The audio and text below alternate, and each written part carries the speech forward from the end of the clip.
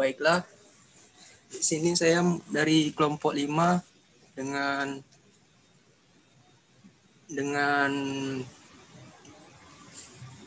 materi penginderaan jauh untuk batimetri.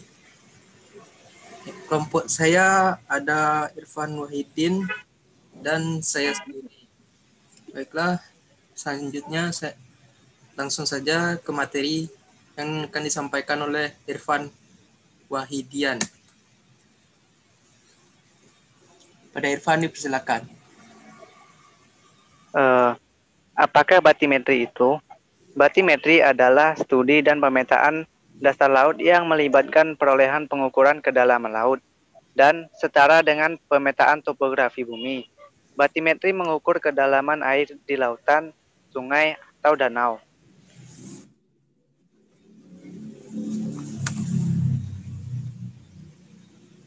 Sumber informasi batimetri yang pertama, Ecosonder atau MBES, SBES. Yang kedua, Light Detection and Ranging atau LIDAR. Yang ketiga, satelit Indaraja.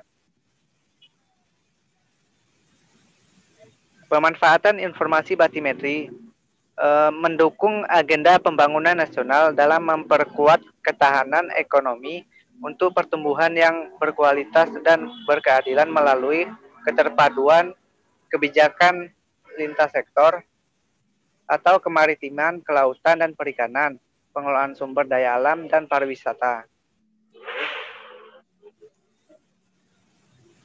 Pemodelan BBS, pendekatan citra satelit. 1. Gelombang yang digunakan adalah gelombang elektromagnetik. 2. Medium yang dikaji adalah kolom air. 3. Intensitas gelombang adalah nilai radian atau reflektan dari citra satelit. 4. K adalah koefisien atenuasi. 5. Panjang lintasan P adalah kedalaman perairan. 6. Dilakukan pendekatan dua buah pemodelan untuk mendapatkan informasi berbasis satelit, yaitu model empirik dan model semi-analitik.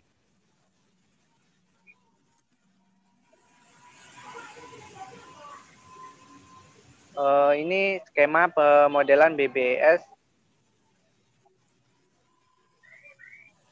Pemodelan ada dua, yaitu empirik dan semi-analitik. Sedangkan citra ada World View 2, World 6, World 7, Landsat 8. Dan bentang lehan atau landscape meliput vulkanik, tektonik, dan terumbu.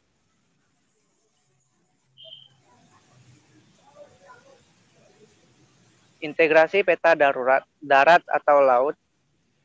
Integrasi peta dasar di wilayah darat dan wilayah laut. Undang-Undang Nomor 4 Tahun 2011. Peta dasar yaitu peta rupa bumi Indonesia, peta lingkungan pantai Indonesia, dan peta lingkungan laut nasional.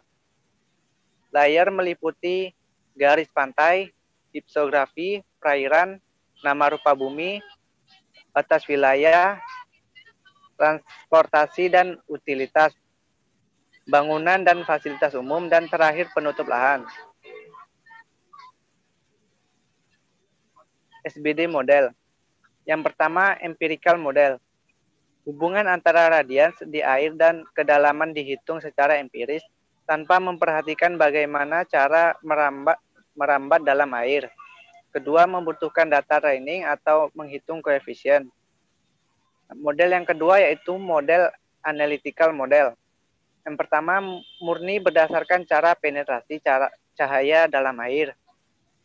Tidak memerlukan data training, membutuhkan sejumlah sifat optik air seperti koefisien absorpsi dan bahan terlalut, koefisien atenuasi, koefisien hamburan balik, reflektansi dasar, dan lain-lain. Terakhir, radiatif transfer model.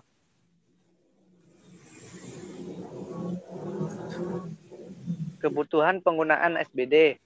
Pertama, pemetaan perairan dangkal, pemetaan garis pantai, survei validasi pulau, penentuan titik dasar atau referensi, pemetaan sumber daya alam.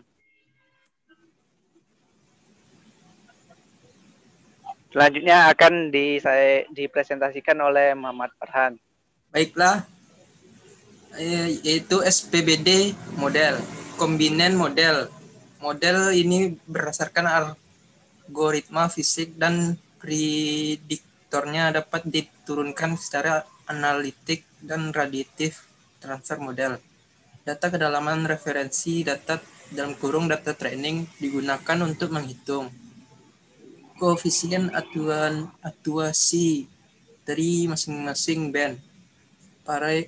Parameter atau koefisien diturunkan secara empiris dan dengan membandingkan properti optis kolom air dan perairan dapat diimplementasikan di perairan dan keruh.